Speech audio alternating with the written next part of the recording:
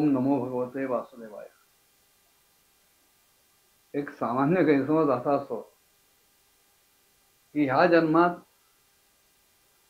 पुरुष माणूस म्हणून जन्माला आलेला जीव पुढच्याही जन्मात पुरुष माणूस म्हणूनच येईल, किंवा या जन्मात स्त्री माणूस म्हणून जन्माला आलेला बाई माणूस म्हणून जन्माला आलेला जीव पुढच्याही जन्मात बाई माणूस म्हणूनच येईल.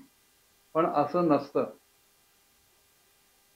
ह्या जन्मात पुरुषाच्या योनीमध्ये आलेला जीव ह्या जीवनात जर त्याने आपली पत्नी, आपली आई, आपली बहीण किंवा अन्य स्त्रिया यांना जर अखंड त्रासच दिला असेल, त्यांचा मानभंग केला असेल, अपमान केला असेल, त्यांना सतत दुःख दिलं असेल, तर ते जे काही कुकर्म आहे स्त्रीच्या बाबतीतलं, त्या कुकर्माची फळं भोगण्यासाठी ह्या पुरुषाला पुढचा केव्हा तरी जन्म हा स्त्रीचाच घ्यावा लागेल. तीच गोष्ट स्त्रियांच्या बाबतीत. स्त्री देहात असताना जर त्या जीवानं आपल्या पतीला, सासऱ्याला, दिराला, आई वडिलांना, भावंडांना किंवा अन्य पुरुषांना जर असाच काही त्रास दिला असेल, त्यांच्या बाबतीत काही अखंड पाप केली असतील, घोर पाप केली असतील, तर ह्या पापांचं फळ जेव्हा केव्हा परिपक्व होईल तेव्हा ते भोगण्यासाठी त्या स्त्रीला पुरुषाचा जन्म घ्यावा लागेल. आपण दुसऱ्याला जेव्हा त्रास देतो तेव्हा त्याला काय वेदना होतात हे आपल्याला कळण्यासाठी त्याचा जन्म आपल्याला घ्यावा लागतो. आणि असे जेव्हा जन्म मिळतात, बरं असंही नाही की केवळ अलीकडच्या जन्मातल्या कर्माप्रमाणे मला या जीवनातला जन्म मिळेल. मागचे अनेक जन्म आहेत, पुरुष जन्म, मनुष्य जन्म, त्या मनुष्य जन्मातली जी काही कर्म केलेली असतील आणि त्यातली जी अभुक्त कर्म आहेत, त्या अभुक्त कर्मांचं जे एक मोठं गाठोडं तयार होतं, त्याला संचित म्हणतात, साठलेलं. आणि त्या संचित कर्मांपैकी जी कर्म ह्या जन्मात भोगण्यासाठी परिपक्व होतात, प्रवृत्त होतात, तेव्हा त्या कर्मांच्या गाठोड्याला, छोट्या गाठोड्याला प्रारब्ध म्हणतात. की मातेच्या उदरात जेव्हा जीव प्रविष्ट होतो तेव्हापासून त्या भोगाला सुरुवात होते. आणि हे असं प्रारब्ध भोगाला लागत असताना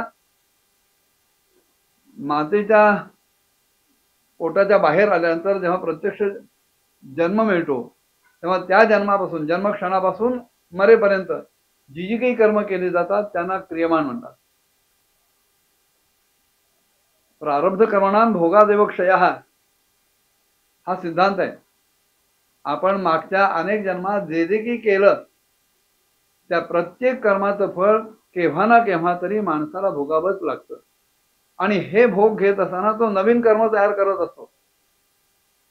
सगळीच कर्म इथल्या इथे आपल्याला भोगायला लागतात, भोगायला मिळतात असं नाही.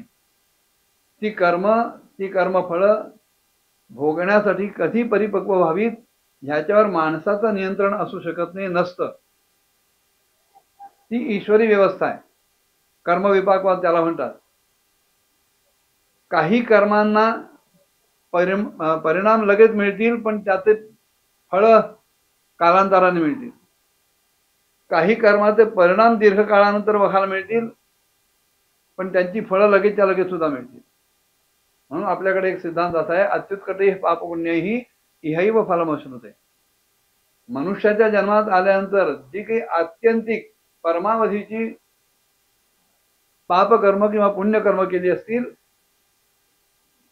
ती ह्याची देही याची रोळा भोगायला लागतात, भोगायला मिळतात. पण मागच्या अनेक जन्मातले किती जन्म घेतलेत माणसाला लक्षात येत नाही. अर्जुनाने भगवद्गीतेमध्ये कृष्णाला विचारलं, तू सांगतोयस की हा विवस्वानाने मला योग दिला, ज्ञान दिलं, मग विवस्वान तर खूप पूर्वीचा आणि तू आत्ता जन्माला आलास. भगवंताने त्याला उत्तर दिलं, बहुनी मे व्यतीतानी जन्माने तवच अर्जुन. अरे तुझे आणि माझे अनेक जन्म होऊन गेलेत. मला माझे सगळे जन्म मागते आणि तुझेही मागते सगळे जन्म पूर्णपणे ज्ञात आहेत, आठवत आहेत. तुला मात्र मागचा जन्म सुद्धा आठवत नाही. तेव्हा हे असे जन्म घेतल्यानंतर जेव्हा नवीन जन्म घेण्यासाठी मातेच्या उदरात जीव प्रविष्ट होतो, तेव्हा मातेचं जे अन्नपान चालू असतं त्याचा सगळ्याचा विपरीत परिणाम त्या गर्भावस्थेमध्ये जीवाला भोगावा लागतो आणि पिंजऱ्यात असहाय्य होऊन पडलेल्या एखाद्या पक्षासारखा तो विकल होतो, आर्त होतो, दुःखी कष्टी होतो आणि मग तिथून तो भगवंताची प्रार्थना करतो आणि हा जीव भगवंताची संस्कृत मधून प्रार्थना करतो, कारण ती भाषा भगवंतानी त्याला दिलेली आहे. प्रत्यक्ष जन्म घेतल्यानंतर त्याला जी काही मातृभाषा मिळेल ती वेगळी असेल. आईची भाषा जी असेल, वडिलांकडनं जी काही भाषा मिळेल किंवा आजूबाजूच्या लोकांच्या सहवासामुळे जी काही भाषा मिळेल ती भाषा वेगळी आहे. पण गर्भस्थ जीव तिथे राहून मातेच्या गर्भात राहून भगवंताची जी प्रार्थना करतो, स्तुती करतो,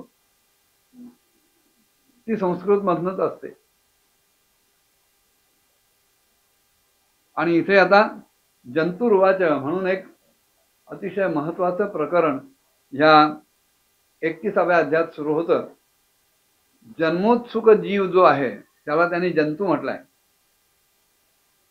तस्योपसन्न भवितुम जगदिच्छयात नाना तनोर भुवि चलत चरणारविंदम सोहम व्रजामि शरणं ह्यकुतो भयम मे येणे दृशी गती रदर्श्य सतोन रूपा. तो जीव सांगतोय भगवंताला, भगवंता मी अतिशय अधम आहे, मोठा पापी आहे आणि तूच ही जी काही मला अशा प्रकारची गती दाखवलेस ती खरोखर माझ्या योग्यच आहे, माझ्या सगळ्या कर्मांच्या फळांच्या दृष्टीने ती उचित आहे. भगवंता आपला आश्रय घेतलेल्या ह्या नश्वर देहाच्या रक्षणासाठी आपण अनेक प्रकारचे देह धारण करता, रूप धारण करता आणि म्हणून मी सुद्धा या भूतलावर विचरण करण्यासाठी आपल्या त्याच निर्भय अशा चरणकमलांचा आश्रय मी घेतो.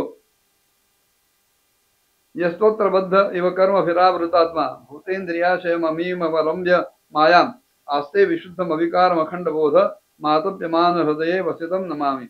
भगवंता मी तुम्हाला वारंवार नमस्कार करतो, कारण हा जो मी जीव आहे तो ह्या मातेच्या उदरामध्ये गर्भामध्ये देह, इंद्रिय आणि अंतःकरण रूप अशा या मायेचा आश्रय करून पाप पुण्य रूप अशा कर्मांनी आच्छादित असल्यामुळं एक प्रकारे बद्धच आहे आणि म्हणून मला स्वतंत्र काही हालचाल करता येत नाही. तेव्हा मी इथूनच माझ्या अतिशय दुःखी कष्टी अशा हृदयातून त्यांचा अनुभव घेत आपल्या त्या अत्यंत विशुद्ध, उपाधिरहित, अभिकारी आणि अखंड अशा बोधस्वरूप रूपाला आपल्याला परमात्म्याला नमस्कार करतो. यह पंचभूत रचिते रहित शरीरे छन्नो यसेंद्रिय गुणार्थ चिदात्मकोहम तेना विकुंठ महिमान वृषिं तमेनम वंदे परम प्रकृती पुरुषयो पुमांसम. वास्तविक पाहता शरीरादी सगळ्या गोष्टींपासून असंग असून सुद्धा मी जो जीव आहे हा देहादिकांपासून पूर्णपणे असंग आहे, मुक्त आहे. मी म्हणजे देह नव्हे, मी चेतनच आहे. देह जो पंचमहाभूतांपासून बनलेला आहे तो जड आहे, पण असं असून सुद्धा मी ह्या पांचभौतिक शरीरामध्ये जखडला गेलोय, बांधला गेलोय आणि म्हणून इंद्रिय, त्याचे गुण, शब्दादी विषय आणि माझ्या ठिकाणचा अहंकार, चिदाभास ह्याच्यातून मी स्वतःला जाणतोय आणि म्हणून या शरीराधिकांच्या आवरणातून ज्यांचा महिमा कधीही कुंठित होत नाही अशा त्या प्रकृती आणि पुरुषाच्या नियंत असलेल्या सर्वज्ञ, सर्व विद्या शक्ती संपन्न परमपुरुषाला मी नमस्कार करतो. पुढे सुद्धा जीव अनेक श्लोकातून भगवंताची स्तुती करतो. त्यांनी पुढे काय काय स्तुती केली पुढच्या भागात बघूया. ओम नमो भगवते वासुदेवाय.